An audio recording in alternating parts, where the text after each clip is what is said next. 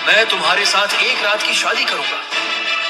यह कहना ही मेरी जिंदगी का सबसे बड़ा दुख था। मैं ध्रुव, मैसेडोरिया का एक योद्धा जिसने अपनी सारी शक्तियां खो दी हैं। बंद करो अपनी यह बेहुदा बकवास। लगता है शक्तियों के साथ साथ तुम अपना होश भी खो चुके हो। शक्तियां खोने से पहले मैंने बहुत कुछ हासिल कर लिया था। तुम वो सब खो चुके हो ध्रुव। मैं उसे वापस हासिल कर लूंगा।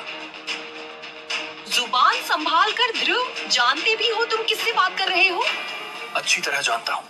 मैं मैसेडोरिया की उस हसीन लारा से बात कर रहा हूँ जो अपनी शक्तियों के घमंड में पूरी तरह डूब चुकी है, जिसे अपने एकलव्य बनने पर बड़ा घमंड है। हाँ, है मुझ में घमंड। आखिर मैंने कम उम्र में तुमसे ज्यादा शक्तियाँ पाली हैं और अब मैं सबसे ज्यादा शक्तिशाली हूँ और तुम बुजदिल के बुजदिल ही निकले। उसके शब्दों ने मुझे गुस्सा दिला दिया। मैंने चिल्लाकर कहा, लारा। सब मुझ पर हंसने लगे थे। शौर्य दल के होने वाले लीडर होने के बावजूद लारा ने मेरा अपमान किया। लारा, तुम मेरी बात सुनो। अगर तुम ऐसा करोगी तो सारे मैसेडोरिया के सामने हमारी इज्जत उछली जाएगी। राजा अरेंद्र, तुम्हारे कमजोर बेटे की कमजोरी का कारण तुम भी हो और यह मत भूलो कि तुम्हारी वजह से ध्रुव की माँ के साथ क्या हुआ था। जैसे ही उसने मेरी माँ का नाम भरी सभा में लिया, मुझे गुस्सा आ गया और मैंने लारा पर हमला करने की असफल कोशिश की। यह लड़का कमजोर का कमजोर ही रह गया।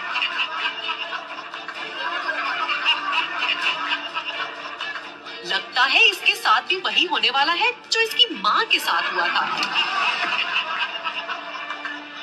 लारा का बार बार मेरी माँ का जिक्र करना मुझे अंदर ही अंदर तोड़ रहा था। मुझे समझ आ चुका था कि लारा से अभी मुकाबला करना उचित नहीं होगा, इसलिए जाते जाते मैंने लारा को चुनौती दी। 3 साल बाद इसी शक्ति स्थान पर मैं तुम्हें हराकर एकलव्य बनूंगा और तुमसे शादी करूंगा। जो इंसान इतने साल में कुछ नहीं कर पाया, वो 3 साल में क्या करेगा?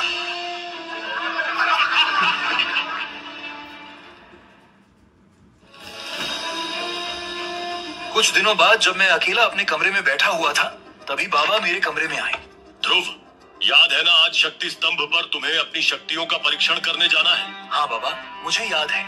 इस बार मैंने बहुत मेहनत की है। पृथ्वी से 22 करोड़ मील दूर बसे नीले ग्रह मरकज पर हम लोगों के पास अलौकिक शक्तियां हैं। इन अलौकिक शक्तियों को परखने के लिए हर साल एक परीक्षा होती है। इस बार मेरी शक्तियां जरूर 9वें स्तर तक पहुंच जाएगी। आज के बाद कोई मुझे 0 कहकर नहीं बुलाएगा। जब मैं मंच पर पहुंचा, तब मैंने खड़े होकर अपनी दाहिनी हथेली शक्ति चक्र स्तंभ पर रखने के लिए आगे बढ़ाई। तीसरा स्तर। जिस बात का डर था वही हुआ। मेरा फिर से खराब प्रदर्शन। यह नहीं हो सकता। मैंने इतनी मेहनत की थी। मैंने फिर कोशिश करते हुए दोबारा अपना हाथ बढ़ाया। तीसरा स्तर।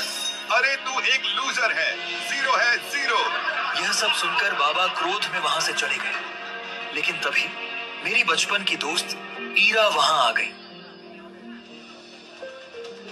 क्या तुम सब भूल गए कि ध्रुव कौन है? ये वही लड़का है जो सिर्फ 15 साल की उम्र में ही 10वें स्तर पर पहुंचकर एकलव्य बना था। याद रखना, एक बार फिर ध्रुव उसी स्तर पर पहुंचेगा, तब तुम लोग पछताओगे। ईरा, जाने दो ना, गलती मेरी है। यह कहते हुए मैं मैदान से सिर झुकाकर निकल गया।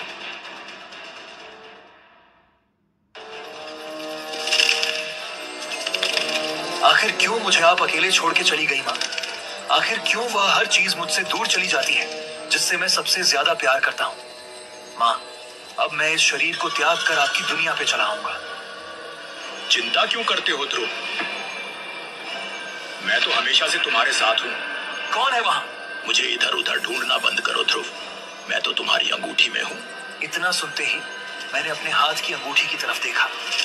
देखते ही देखते मेरी अंगूठी में हलचल शुरू हो गई। मेरी अंगूठी में से एक सफेद रंग का धुआं साए के रूप में बाहर निकला। कौन हो तुम? और तुम मेरे अंगूठी में क्या कर रहे थे? मैं कौन हूँ यह जानना तुम्हारे लिए जरूरी नहीं है ध्रुव। मुझे तो तुम्हारा शुक्रिया अदा करना चाहिए कि तुमने 3 साल तक मुझे अपनी अंगूठी में संभाल के रखा। तो तुम पिछले 3 साल से मेरे अंगूठी में छिप कर बैठे हो। कहीं तुम्हारी वजह से मेरी शक्तियां कम तो नहीं हो रही हैं? ये गलती मत करना ध्रुव, यह तुम्हारी माँ की आखिरी निशानी है। इसका मतलब तुम मेरी माँ को जानते हो? हाँ, मैं तुम्हारी माँ को जानता हूँ। क्या तुम नहीं चाहते कि लोग तुम्हारी फिर से इज्जत करें? क्या तुम नहीं चाहते कि तुम्हारी शक्ति का स्तर 3 से बढ़कर 9 तक पहुंच जाए? 3 साल बाद तुम्हें अपने होने वाली मंगेतर लारा के साथ मुकाबला करना है, उसे हराना है। उसका नाम भी मत लो मेरे सामने। उसने सारे शहर, मेरे समाज और मेरे लोगों के सामने बाबा की इज्जत उछाली है और मुझे कमजोर समझ के रिश्ता भी तोड़ दिया है। उसे एक दिन मैं उसकी सही जगह दिखा कर रहूंगा। तुम वो करो जो मैं तुमसे कह रहा हूँ। सबसे पहले तुम इस अंगूठी को वापस पहन लो और फिर देखो मैं कैसे तुम्हारी जिंदगी बदल दूंगा। विदुर की बात मानकर मैंने फिर से अंगूठी पहन ली। मेरा नाम विदुर है। तुम चाहो तो मुझे आचार्य कह सकते हो। मैं जानता हूँ तुम्हारी माँ की मौत का कारण और मैं यह भी जानता हूँ कि तुम्हें एकलव्य बनकर अपनी होने वाली बीवी लारा के साथ मुकाबला करना है।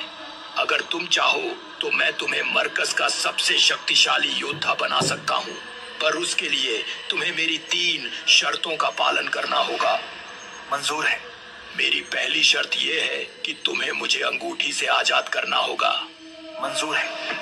दूसरी शर्त, तुम मुझे करिश्माई शरबत और अमृत धारा की नीलामी में अपने साथ लेकर जाओगे।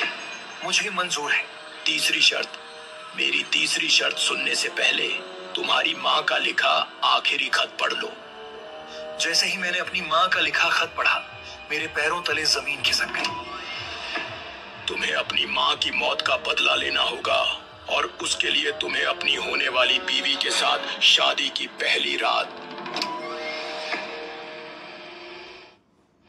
नहीं नहीं नहीं, मैं यह कैसे कर पाऊंगा? वो वक्त आने पर तुम्हें पता चल जाएगा। अभी सबसे पहले मैं तुम्हें बेहद शक्तिशाली दवा बनाकर दूंगा जिसे अमृत धारा कहते हैं। विदुर ने अपना हाथ हवा में लहराया और कुछ जड़ी बूटियां हवा में प्रकट होकर एक शीशी में समाहित हो गई। ये लो, ये अमृत धारा है। उस शीशी को देखकर मेरे मन में संदेह आया, कहीं यह मुझसे कोई धोखा तो नहीं कर रहा। लेकिन फिर भी मैंने आचार्य की बात सुनकर उस अमृत धारा को पी लिया, लेकिन उसे पीते ही मैं बेहोश हो गया। अगली सुबह जब मैं उठा तो मैंने अपने अंदर एक अलग ही तरह की ऊर्जा महसूस की। मेरा शरीर भी मुझे बदला हुआ सा लगने लगा, ज्यादा ताकतवर दिखने लगा। विदुर मुझे जल्दी से जल्दी एकलव्य बनने के लिए तैयार करना चाहते थे। अगले दिन वे मुझे एक पहाड़ पर लेकर गए। जब हम पहाड़ पर पहुंचे तो विदुर ने मुझे एक जादुई खंबे से बांध दिया। विदुर के हाथों में कांटों से भरा चाबुक था और उस चाबुक से वह लगातार मेरे शरीर पर वार करने लगा। मेरा पूरा शरीर जख्मों से भर गया और कुछ ही समय बाद मैं बेहोश हो गया। थोड़ी देर बाद जब मैं उठा तो विदुर ने मुझे फिर से बोतल में रखी अमृत धारा पिलाई। मुझे महसूस हुआ कि मेरा शरीर अब पहले से ज्यादा शक्तिशाली हो गया था। मैं अपने अंदर काफी ज्यादा ऊर्जा महसूस कर पा रहा था। एक दिन जब मैं अपनी माँ की समाधि पर था, अचानक लारा वहां आ गई। तुम कभी नहीं बदल सकते। जीते जी तो अपनी माँ की पल्लू में छुपते थे और अब उनके मरने के बाद भी उनको चैन से रहने नहीं दे रहे। लारा के तानों को सुनकर मैं गुस्से से भर गया। मैंने लारा पर हमला करने के बारे में सोचा। ऐसी गलती मत करो। तुम अभी लारा का सामना करने के लिए तैयार नहीं हो। मुझे पीछे हटते देखकर लारा हंसने लगी और वहां से चली गई। आचार्य, क्यों रोका आपने मुझे? यह गुस्सा करने का वक्त नहीं है ध्रुव। सही वक्त आने पर पहला वार तुम ही करोगे। विदुर ने मेरा अभ्यास जारी रखा। कुछ ही समय में विदुर की मदद से मैंने अपनी शक्तियों को 7वें स्तर तक पहुंचा दिया।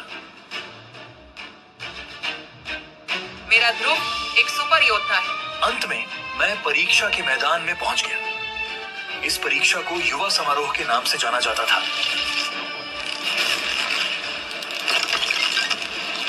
क्या हो रहा है?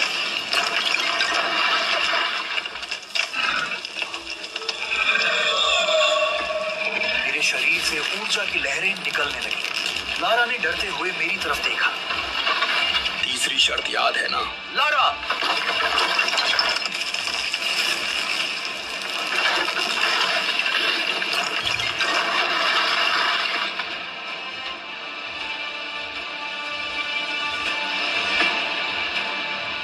क्या होगा मेरा स्तर?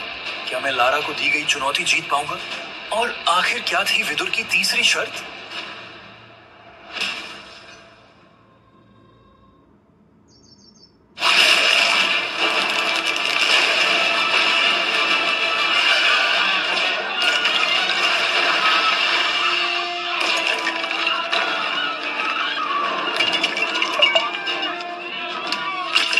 शक्ति यंत्र से एक विस्फोट हुआ, इतना तेज कि पूरा समारोह हॉल कांप गया।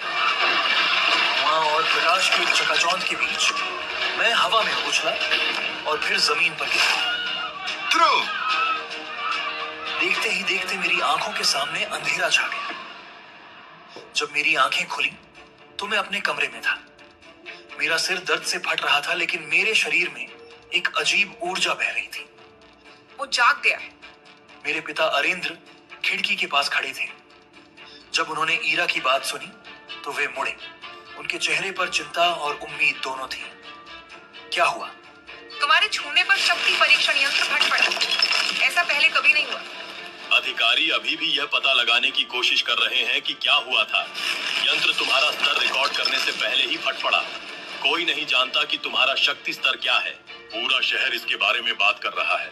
कुछ कह रहे हैं कि यंत्र में खराबी थी और कुछ का मानना है कि क्या? कुछ लोग कह रहे हैं कि तुम्हारे अंदर कुछ अलग है, कुछ ऐसा जिसे यंत्र मापने में असमर्थ था। तुम आराम करो, कल हम इस बारे में बात करेंगे। जैसे ही वे कमरे से बाहर निकले, ईरा ने दरवाजा बंद किया और मेरे पास आकर बैठ गई। तुम्हें क्या हुआ ध्रुव? एक पल तुम यंत्र पर हाथ रख रहे थे और अगले ही पल मैं जानता था कि यह समय सच बताने का था। मुझे भी पूरी तरह से याद नहीं, लेकिन ईरा, मुझे तुम्हें कुछ बताना है। मैंने अपने बिस्तर के नीचे से एक छोटी शीशी निकाली जिसमें थोड़ा सा हरा तरल था। देखो, यह अमृत धारा है।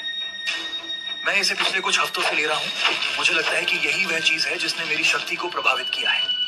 तुमने इसे कहां से पाया? अमृत धारा तो सिर्फ कहानियों में होता है। मैं इसे बना सकता हूं। शायद यही कारण है कि शक्ति यंत्र ने विचित्र व्यवहार किया। लेकिन अब यह खत्म हो रहा है और मुझे दुर्लभ जड़ी बूटियों की आवश्यकता होगी। यह असंभव लगता है। कहानियों में कहा जाता है कि यह किसी व्यक्ति की शक्ति को उसकी सीमाओं से परे ले जा सकता है। विदुर के शब्द मेरे मन में गूंजे। इस तरह के लोग केवल कहानियों में होते हैं, जो शून्य से उठते हैं। ईरा ने मेरा हाथ सहानुभूति से पकड़ा। मैं तुम्हारी मदद करूंगी। हम कल सुबह बाजार जाएंगे। ईरा के जाने के बाद दरवाजा बंद होते ही मेरी अंगूठी से एक चमकदार सफेद रोशनी निकली। शक्ति यंत्र का विस्फोट? तुमने यह योजना बनाई थी? तुम्हारी दोस्त ईरा जड़ी बूटियों के बारे में जानती है। उसकी मदद लेना अच्छी बात है, लेकिन मेरे बारे में उसे मत बताना। कुछ रहस्य छुपाए रखना ही बुद्धिमानी है। क्या सच में मेरी शक्ति इतनी है कि यंत्र माप नहीं सका? शक्ति यंत्र तुम्हारा सच्चा स्तर मापने से पहले ही टूट गया, लेकिन मैं तुम्हारे अंदर असाधारण शक्ति महसूस कर सकता हूँ। हमें बस इसे पूरी तरह से जगाने की जरूरत है।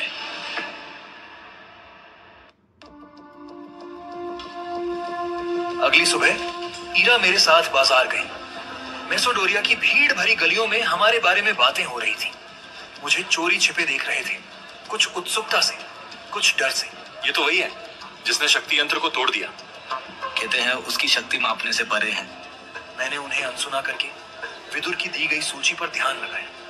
हमें खास जड़ी बूटियों, खनिजों और एक विशेष काले पत्थर की जरूरत थी। ईरा ने एक दुकान पर जड़ी बूटियों की जांच की।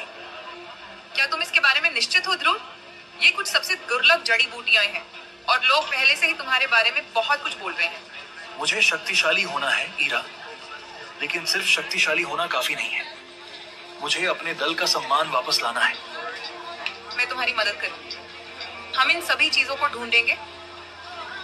जड़ी बूटियां अजीब सुगंध दे रही थी, कुछ अच्छी, अन्य तेज।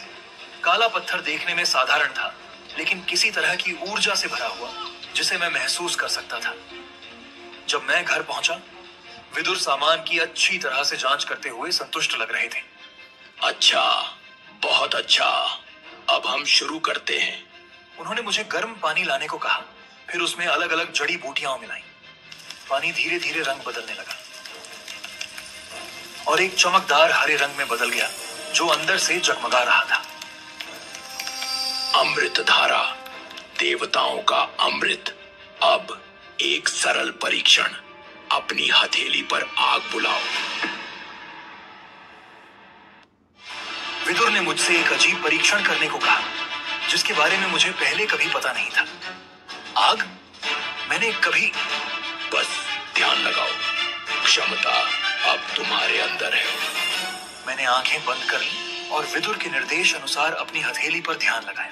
शुरू में कुछ नहीं हुआ, फिर मैंने महसूस किया एक गर्माहट जो जल्दी ही जलन बन गई। जब मैंने अपनी आंखें खोली तो आग की लपटें मेरे हाथ पर नाच रही थी। मेरे अंदर गर्व उमड़ा, लपटें बढ़ी और मेरी बांह पर फैलती गई। दर्द मेरे शरीर में दौड़ गया, मैं दहशत में आ गया था। मैंने उसे काबू करने की कोशिश की, फिर विदुर के दिखाए तरीके से बुझाने का प्रयास किया, लेकिन आग और तेज हो गई।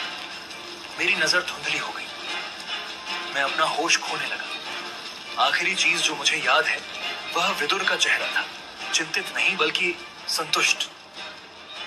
अपनी खिड़की से आती सूरज की रोशनी के साथ जागा।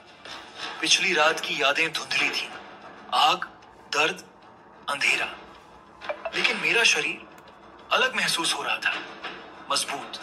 मेरे बिस्तर के पास हरे तरल से भरा एक बर्तन था, अमृत धारा। अब तुम समझते हो, अंगूठी से विदुर की आवाज आई। अमृत धारा और सही प्रशिक्षण के साथ तुम असाधारण शक्ति प्राप्त कर सकते हो, वह भी सालों नहीं, हफ्तों में। मैं अपने आप को देखते हुए आईने के पास गया। मेरी मांसपेशियां ज्यादा साफ दिख रही थी, मेरा कद सीधा था, यहाँ तक कि मेरी आंखें भी नई शक्ति से चमक रही थी। काला पत्थर, आपने बताया था कि इसमें एक तकनीक है।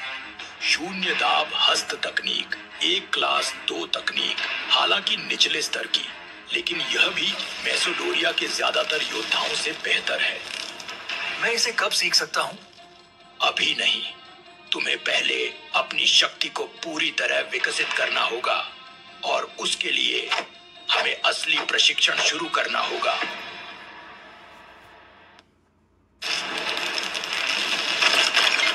कुछ हफ्तों तक मैंने स्वयं को कठिन प्रशिक्षण की अग्नि में तपाया।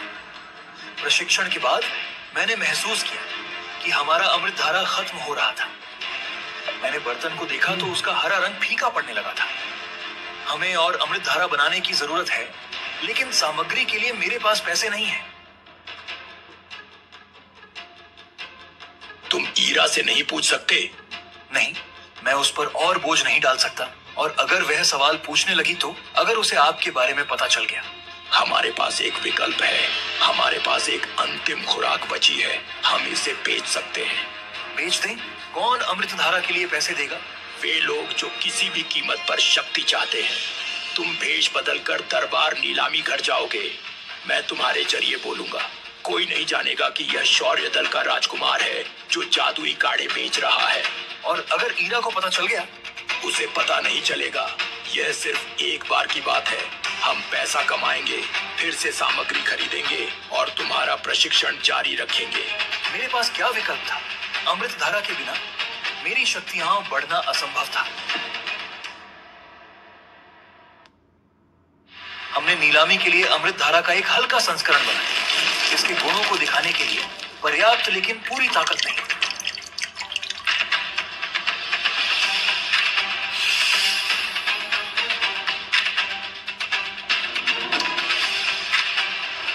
फिर हम दरबार नीलामी घर पहुंचे।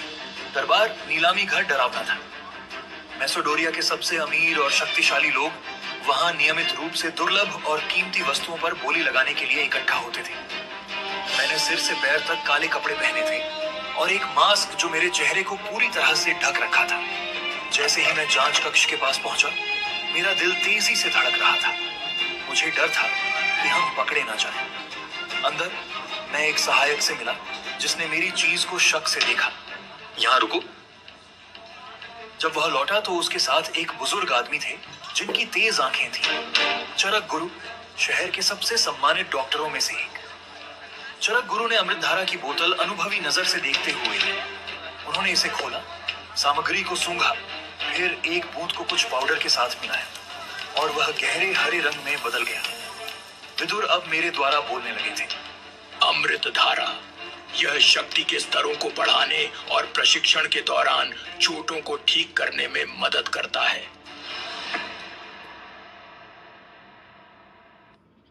ये असली है। सच में मैंने दशकों में जो देखा है उसमें संभवतः सबसे शुद्ध रूप है। मुझे राहत मिली। पहली बाधा पार हो गई। उन्होंने मुझे एक काला कार्ड दिया और मुझे नीलामी हॉल की ओर भेजा। सबका ध्यान बीच में एक युवा महिला पर था। सायरा दरबार, नीलामी घर के मालिक की बेटी। उसकी सुंदरता मनमोहक थी, लेकिन उसकी आवाज में असली शक्ति थी, मधुर, आदेश भरी, जिसे अनदेखा करना नामुमकिन हो। जैसे ही मैंने एक सीट ढूंढी, मैं थम गया। वहां बोली लगाने वालों के बीच मेरे पिता अरेंद्र बैठे थे, और सिर्फ वे ही नहीं, आमीश और लश्कर दलों के नेता भी मौजूद थे। क्या यह इतना महत्वपूर्ण था कि तीनों दल प्रमुख खुद आए थे? सायरा ने नीलामी के लिए अलग अलग चीजें पेश की। अंत में उसने मेरे अमृत धारा को दिखाया। यह हरा अमृत किसी की शक्ति को बढ़ाने में मदद करता है। इसे हमारे चरक गुरु ने जांचा है और असली पाया है। बोली शुरू होती है 8,500 सोने के सिक्कों से। बोली जल्दी से बढ़ने लगी। मेरे आश्चर्य से मेरे पिता ने बोली लगाई। क्या वे किसी तरह जानते थे कि यह मुझे मदद करेगा? 20,000 सोने के सिक्के। या वे केवल एक दल प्रमुख थे जो अपना फायदा ढूंढ रहे थे? 40,000 सोने के सिक्के।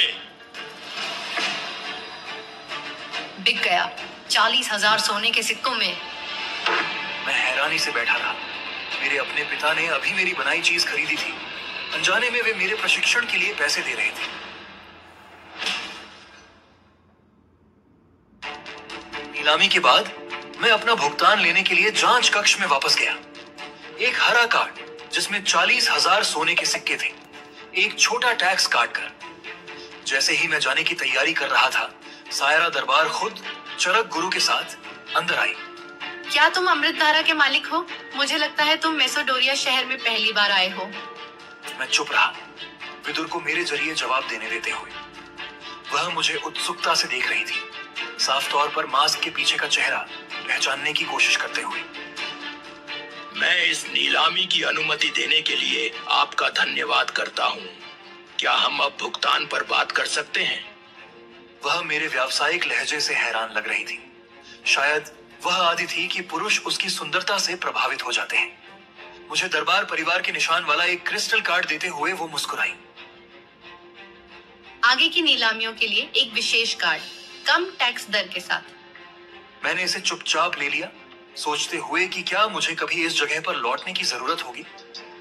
लेकिन आगे आने वाले प्रशिक्षण और अमृत धारा की लगातार जरूरत के साथ मुझे लगा कि हमारी राहें फिर से मिलेंगी। अब मेरे पास शक्ति, बदले और विदुर की तीसरी शर्त, तीनों को पूरा करने के साधन थे। जैसे मैं नीलामी घर से बाहर निकला, मुझे लगा कि कोई मुझे देख रहा है।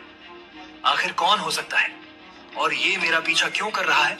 शायद यह बस कोई उत्सुक व्यक्ति हो। लेकिन जैसे ही मैंने उसकी ओर दोबारा देखा, वह गायब हो चुका था।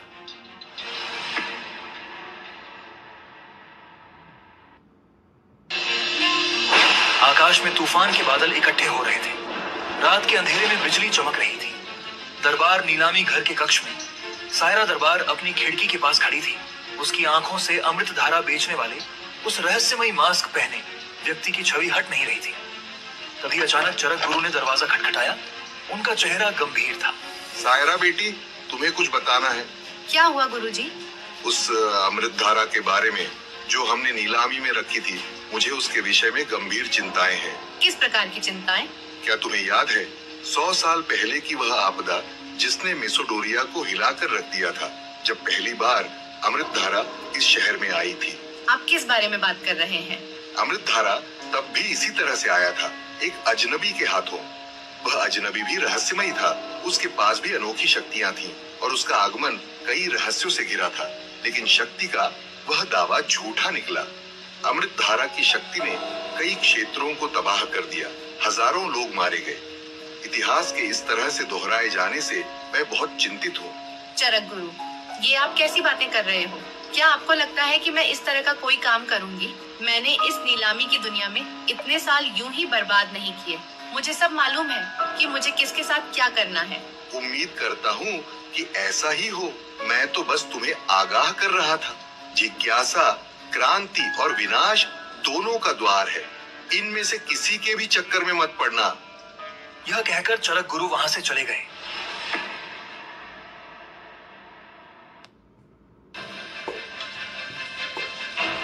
नीलामी की कमाई से मैंने अपनी शक्तियों को बढ़ाने के लिए सभी आवश्यक जड़ी बूटियां और वस्तुएं खरीद ली।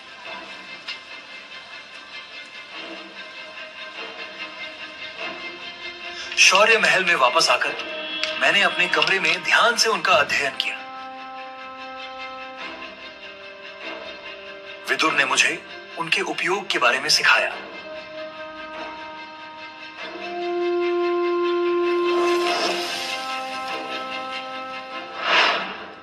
एक दिन विदुर मुझे महल के पीछे एक गुप्त कक्ष में ले गए। कक्ष के बीचों बीच एक प्राचीन शक्ति यंत्र रखा था, जिसकी ऊर्जा कमरे में चारों ओर फैल रही थी।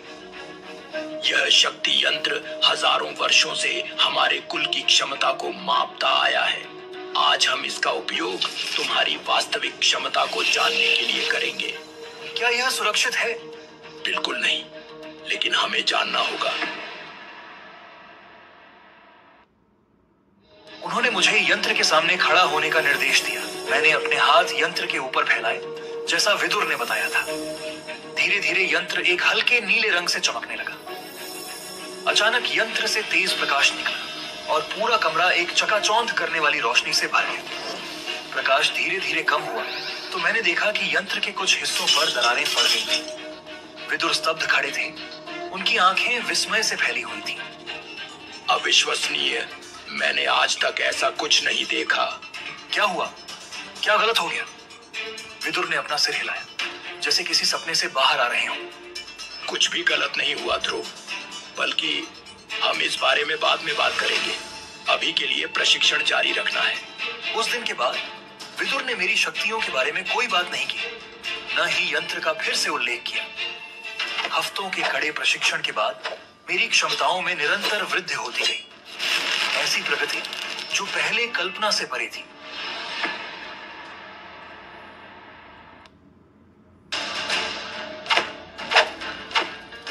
मैं शहर से दूर एक सुनसान स्थान पर अभ्यास कर रहा था। नीलामी के 3 महीने बाद मैं एक नई तकनीक का प्रयोग करने की कोशिश कर रहा था।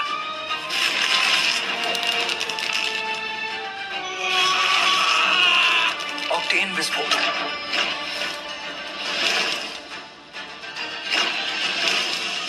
मेरी हथेलियों से एक शक्तिशाली ऊर्जा निकली, जिसने सामने खड़े पेड़ को हिलाकर जमीन पर पटक दिया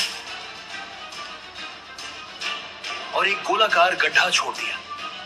असाधारण, यह अद्भुत है। उनकी आंखें विस्मय से चौड़ी थीं।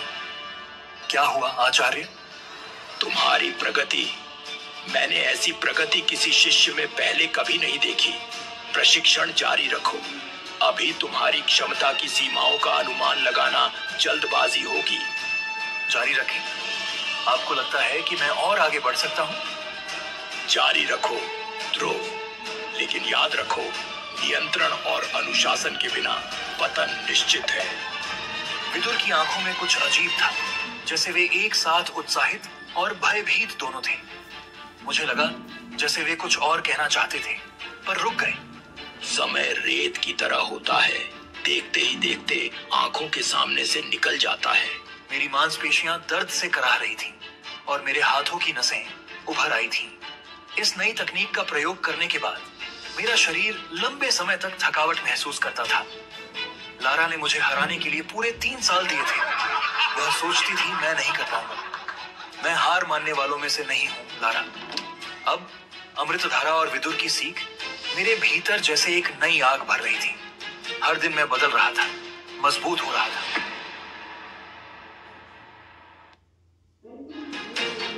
कुछ सप्ताह बाद मैं अपने कमरे में ध्यान लगा रहा था, तभी मेरी नजर अमृतधारा की शीशी पर पड़ी। वह लगभग खाली थी। मैंने विदुर के दी हुई सूची की जांच की। जिन जड़ी बूटियों की मुझे आवश्यकता थी वे अब पहले से कहीं अधिक दुर्लभ और महंगी हो गई थी। मैंने अपने पिता से मदद मांगने पर विचार किया, लेकिन फिर इनकार कर दिया। मुझे अपने बल पर ही उठना होगा। मैं मदद कर सकती हूँ ध्रुव, मेरे पास कुछ संसाधन है। नहीं ईरा, ये मेरी लड़ाई है। अमृत धारा एक उपहार है, आधार नहीं। असली परीक्षा तो यह है कि जब यह समाप्त हो जाए तब क्या होगा। अगली सुबह विदुर ने मुझे कुछ नई तकनीकें सिखाने का निर्णय लिया। अब हम एक अलग प्रकार की शक्ति पर काम करेंगे, कुछ ऐसा जो तुम्हारी क्षमता के अगले स्तर के लिए आवश्यक है। मैंने फूलदान की ओर अपना हाथ फैलाया और विदुर के बताए अनुसार ध्यान केंद्रित किया। धीरे धीरे फूलदान हवा में उठने लगा। अचानक हवा में ही उसके कई टुकड़े हो गए और जमीन पर बिखर गए। शानदार, तुम बहुत तेजी से सीख रहे हो। क्या कोई विपरीत तकनीक भी है जिसे मैं सीख सकता हूँ? एक ऐसी शक्ति जो धक्का देती थी, खींचने के बजाय। इस तकनीक की खोज बहुत सालों की कड़ी मेहनत के बाद हुई थी। मैंने इसे सीखने के लिए 2 घंटे लगाए। पहले मैंने फूलदान को अपनी ओर खींचा, फिर तुरंत ही विपरीत शक्ति का प्रयोग किया। धमाके की आवाज के साथ फूलदान चकनाचूर होकर धूल में बदल गया। अद्भुत ध्रुव, ये तो अकल्पनीय है। बहुत अच्छे ध्रुव, लेकिन यह तो सिर्फ शुरुआत है। आगे और भी चुनौतियां हैं जिनके लिए तुम्हें तैयार रहना होगा।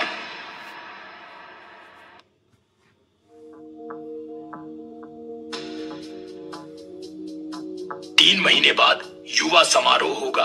वह बहुत महत्वपूर्ण है। हाँ, मुझे अच्छे से याद है और मैं इस चुनौती के लिए तैयार हूँ। विदुर ने मेरी ओर देखा। उनकी आंखों में कुछ अनकहा था। वे कुछ कहना चाहते थे पर कह नहीं पा रहे थे।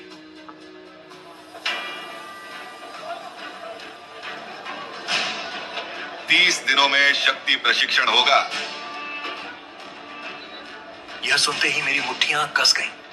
विदुर के प्रशिक्षण और अमृत धारा के प्रभाव से मेरी क्षमताएं तेजी से विकसित हो रही थी, लेकिन मुझे अभी भी अपनी शक्तियों को स्थिर करने की आवश्यकता थी।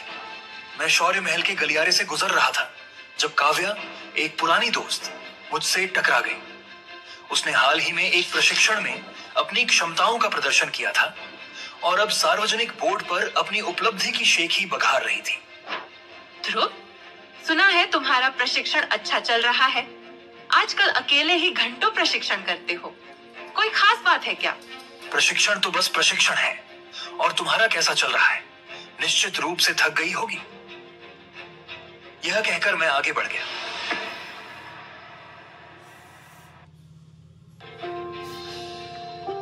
उस रात ईरा और मैं महल की छत पर तारों के नीचे बैठे थे। मेरे चेहरे पर चिंता के भाव देखकर ईरा ने मेरा हाथ थाम लिया। तुम्हें चिंता करने की आवश्यकता नहीं है। तुम अब पहले जैसे नहीं रहे ध्रुव। तुम्हारी प्रगति अद्भुत। लेकिन क्या यह पर्याप्त होगी? तुम्हारी असली लड़ाई बाकी प्रतिभागियों से नहीं, बल्कि खुद से है, अपने संदेह से है। जब ईरा चली गई, विदुर अंगूठी से बाहर आए। वे काफी समय से हमारी बातचीत सुन रहे थे। ध्रुव, शक्ति का प्रदर्शन चमत्कारों से नहीं, अभ्यास से आता है। अमृत धारा बाहरी सहायता है, तुम्हारी असली शक्ति का स्रोत नहीं। तुम्हारी वास्तविक क्षमता तुम्हारे अंदर से ही आएगी। क्या मेरा प्रशिक्षण वास्तव में परीक्षा में खरा उतरेगा, या फिर मैं फिर से असफल होऊंगा जैसे 3 साल पहले हुआ था? एक दिन मैं प्रशिक्षण ग्राउंड पर अपना अभ्यास कर रहा था। ईरा भी मेरे साथ थी। एक नई तकनीक पर मेरी सहायता कर रही थी।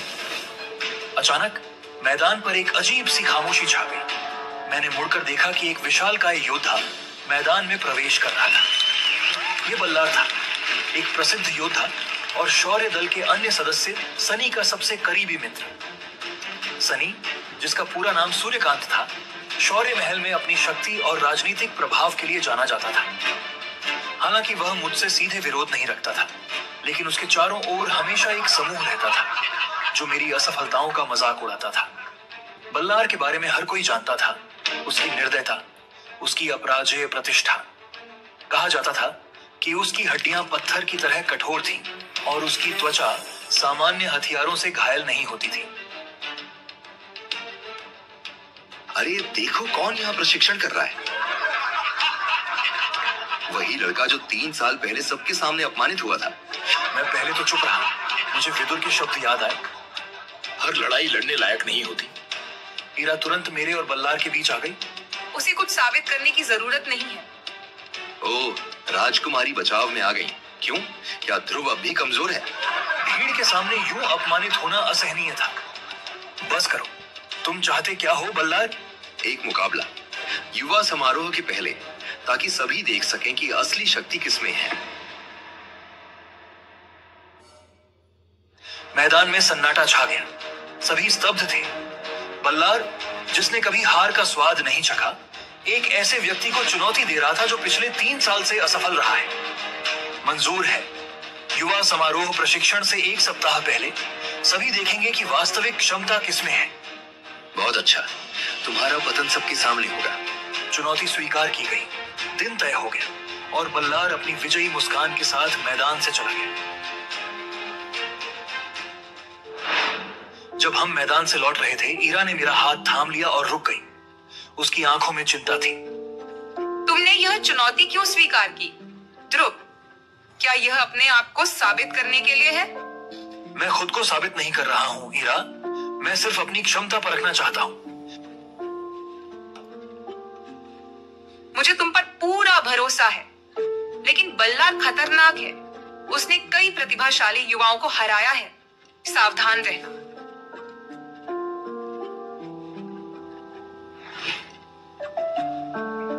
तुम चिंता मत करो। मुकाबले से 1 रात पहले मैं महल की छत पर खड़ा था। नीचे जंगल के किनारे मुझे बल्लार के आकार का युवक दिखाई दिया। वह एक विशाल पत्थर पर बैठा था।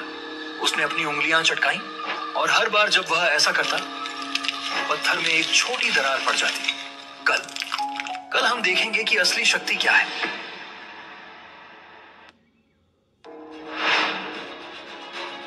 अगली सुबह मैदान पहुंचते ही मैंने देखा कि बल्लार पहले से ही मुकाबले के लिए तैयार खड़ा था। उसका विशाल कद किसी पहाड़ जैसा लग रहा था। आज तक किसी ने उसे हराया नहीं था। हम दोनों मैदान के केंद्र में आमने सामने खड़े हो गए। परंपरा के अनुसार हमने एक दूसरे के सामने झुककर सम्मान दिखाया। चारों ओर दर्शकों की भीड़ थी। सभी की आंखें इस मुकाबले पर टिकी थी। हारने के लिए तैयार हो ध्रुव? बल्लार के चेहरे पर विजय का गर्व पहले से ही दिख रहा था। मैंने कोई जवाब नहीं दिया, बस अपना ध्यान केंद्रित रखा, जैसा मुझे सिखाया गया था। अपनी ऊर्जा को व्यर्थ की बातों में न लगाओ, केवल कर्म से बोलो। बल्लार ने अपने पैर को जमीन पर मारा और तेजी से मेरी ओर दौड़ पड़ा। पर्वतहस्त! उसका हमला देखकर मैंने अपने कदम पीछे खींचे और शांति से एक तरफ हट गया। बल्लार का प्रहार हवा में ही रह गया। भीड़ में कुछ फुसफुसाहट होनी शुरू हो गई। बल्लार का चेहरा लाल हो गया। उसने फिर से हमला करने की तैयारी की, लेकिन इससे पहले कि वह कुछ कर पाता, मैंने अपना वार कर दिया। कंपित चट्टान हस्त मैंने अपना हाथ सटीक समय पर बल्लार के हाथ पर मारा। एक तेज आवाज आई और बल्लार के चेहरे पर दर्द का भाव छा गया। उसकी हड्डी टूट गई थी। वह अविश्वास से अपने हाथ को देखते हुए कुछ कदम पीछे हट गया। मैदान में सन्नाटा छा गया। बल्लार, जिसे अजेय माना जाता था, मेरे एक ही वार से पराजय हो गया था। वह अपनी ताकत फिर से इकट्ठा करने की कोशिश करने लगा, लेकिन वह बेहोश होकर जमीन पर गिर पड़ा। कुछ पल बाद जब बल्लार को होश आया, उसने मेरी ओर देखा और सम्मान से सिर झुकाया। बधाई हो ध्रुव, तुमने वापस अपनी शक्ति हासिल कर ली है। तुम सच में एक अद्भुत योद्धा हो। मैदान में सभी जानते थे कि आज एक संदेश साफ हो गया। ध्रुव वापस आ गया था और अब वह पहले से भी अधिक शक्तिशाली और खतरनाक था। मैं प्रशिक्षण के लिए मैदान की ओर जा रहा था, तभी अचानक मेरी नजर एक परिचित व्यक्ति पर पड़ी। काव्या। वह अपनी लाल पोशाक में सजी धजी अपने बालों को सुलझाते हुए मेरी ओर आ रही थी। ध्रुव, कितनी अच्छी सुबह है ना? क्या हुआ? तुम फिर से मुझे नजरअंदाज करोगे? पिछली बार भी जब मैंने तुमसे बात करने की कोशिश की थी, तुमने ऐसा ही किया था। व्यस्त थी तुम काव्या 3 साल तक? ऐसा नहीं है ध्रुव, तुम जानते हो कि तब हालात अलग थे। वुहान साम्राज्य में सब कुछ बदल रहा था। तब मैं मजबूर थी। अब जब मैंने अपनी शक्तियां वापस पाली हैं, अचानक तुम्हें याद आ गया कि हम बचपन के दोस्त थे। ध्रुव, मैंने सुना है तुम्हारा प्रदर्शन काफी अच्छा रहा है। सब कह रहे हैं कि युवा समारोह में तुम सबको चौंका दोगे। मैं बस ये कहना चाहती थी कि मुझे तुम पर गर्व है। अचानक इतनी परवाह? इसमें अचानक क्या है ध्रुव? हम बचपन से दोस्त हैं। क्या मैं अपने दोस्त की सफलता पर खुश नहीं हो सकती? दोस्त, यह शब्द मेरे कानों में किसी व्यंग्य की तरह गूंजा। मेरे मन में एक विचार स्पष्ट उभरा। जब तुम चमकते हो वे तुमसे प्यार करते हैं, जब तुम गिरते हो वे तुम्हें छोड़ देते हैं। ध्रुव, मैं जानती हूँ तुम क्या सोच रहे हो, लेकिन मैं बदल गई हूँ। हम दोनों ही बदल गए हैं। क्या हम फिर से शुरुआत नहीं कर सकते? मैं जवाब देने ही वाला था कि अचानक ईरा की आवाज ने हमारा ध्यान भंग किया। ध्रुव, तुम वहाँ हो? उसने तेजी से हमारी ओर बढ़ते हुए पुकारा। उसके चेहरे पर विचित्र सा भाव था, क्रोध, चिंता और कुछ ऐसा जिसे मैं ठीक से समझ नहीं पाया। ईरा। ध्रुव, अमृत गुरु तुमसे मिलना चाहते हैं अभी। उन्होंने कहा यह बहुत जरूरी है। उसकी आवाज में एक अजीब तनाव था। यह झूठ था, मैं जानता था, पर ईरा की आंखों में कुछ ऐसा था जिसने मुझे खामोश रहने पर मजबूर किया। मुझे जाना होगा। हम फिर मिलेंगे।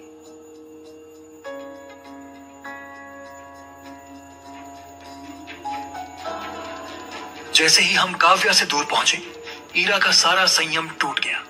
वह वहां क्या कर रही थी? जब तुम्हारी ताकत गायब थी तब वह कहाँ थी? जब सब तुम्हारा मजाक उड़ा रहे थे तब वह कहाँ थी ध्रुव? तुम ठीक हो ईरा? मैंने कभी ईरा को इतना परेशान नहीं देखा था। बिल्कुल ठीक हूँ। क्यों? मुझे ठीक नहीं होना चाहिए। मैं तो बस तुम्हारी परवाह कर रही हूँ। उसका स्वर और चेहरा दोनों उसके शब्दों को झुठला रहे थे। ईरा, तुम जानती हो कि काव्या मेरे लिए कुछ भी नहीं है। मुझे क्या? तुम जिससे चाहो बात करो। मैं तुम्हारी माँ थोड़ी हूँ जो मना करूंगी। इस पर मैं हंस पड़ा। दूर से सनी हमारी इस पूरी बातचीत को देख रहा था। उसकी आंखें तनी हुई थीं, उसके हाथ मुट्ठी में बंधे हुए थे। सब मेरा मजाक उड़ाते हैं, हर कोई ध्रुव, और अब ईरा भी। वह मेरी होनी चाहिए थी। 1 महीना में युवा समारोह है, बस इतना चाहिए मुझे। तब वह देखेगी कि असली योद्धा कौन है, ध्रुव या मैं। तब फैसला होगा। कुछ दिनों बाद ईरा और मैं अकादमी के मैदान के पास टहल रहे थे। क्या तुम्हें लगता है हम युवा समारोह के लिए तैयार हैं?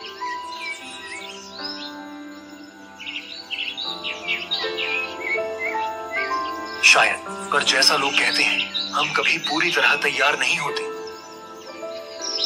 सानवी? क्या? सानवी? वह कब वापस आई? वह तो प्रशिक्षण के लिए अकादमी गई थी ना? मैं जवाब नहीं दे पाया। सानवी को देखकर मेरे भीतर भावनाओं का तूफान उठ गया। डर, आकर्षण, परेशानी। ध्रुव, इस बार तो तुम्हारी खैर नहीं। ये लड़की पागल है ईरा। एक बार मैंने गलती से उसे नहाते हुए देख लिया था। क्या? नहाते हुए? वह पूरी तरह से गलत फहमी थी। दरअसल मैं खुद तालाब में नहाने गया था और मुझे नहीं पता था कि यह मोहतरमा पहले से वहां थी। उसने जैसे ही मुझे देखा, वह तलवार लेकर मेरे पीछे भागने लगी। सानवी, ये सब एक गलतफहमी है, मेरी बात तो सुनो। अब तुम नहीं बचोगे ध्रुव।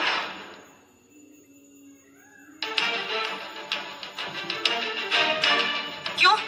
ध्रुव, क्या तुम अपने भीतर के झिझकने वाले लड़के को छिपा रहे हो? बिल्कुल नहीं। उसने मुझे मारने की कोशिश की थी। लड़कियां अच्छी तरह से जानती हैं कैसे कमजोर लड़कों की उम्मीदों से खेलना है। सावधान रहना। मैं ईरा के इस अचानक बदलाव से हैरान था। तभी मैंने देखा कि सानवी हमारी ओर बढ़ रही थी। कैसे हो ध्रुव? मैंने कभी सोचा भी नहीं था कि मैं तुम्हें यहाँ देखूंगी। सुना है तुम्हारी शक्तियां वापस आ गई हैं। तुम्हें उससे क्या करना? आज भी तुम्हारी जुबान में वैसी ही धार है जैसी पहले हुआ करती थी। लगता है 3 सालों में तुम कुछ भी नहीं सीखे।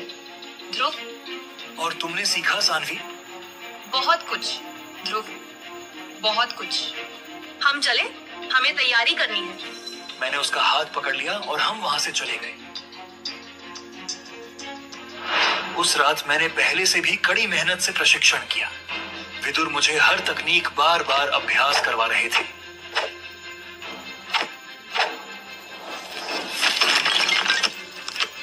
ध्यान ध्रुव, शक्ति के साथ ध्यान सबसे महत्वपूर्ण है। तुम्हारा मन विचलित है। कैसे ना हो आचार्य। सानवी, काव्या, सनी सभी मेरे आसपास मंडरा रहे हैं, जैसे मैं कोई शिकार हूं। तुम शिकार नहीं, शिकारी हो ध्रुव। और अगर तुम अपने ध्यान को केंद्रित नहीं करोगे तो तुम्हारा आत्मविश्वास तुम्हारा सबसे बड़ा शत्रु बन जाएगा। मैंने विदुर की बात ध्यान से समझी और प्रशिक्षण के बाद आराम करने लौट गया।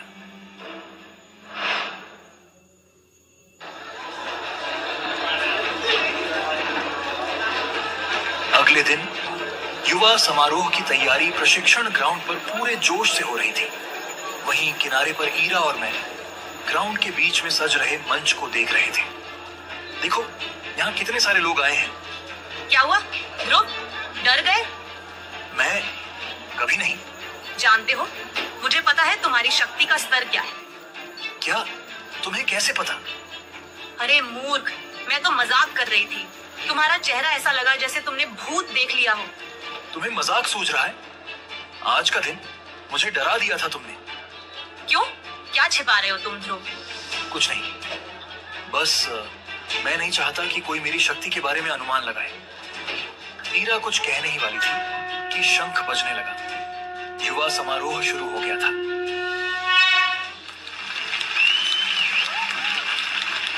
एक एक करके सभी युवा योद्धा अपनी शक्ति का परीक्षण देने के लिए बुलाए गए।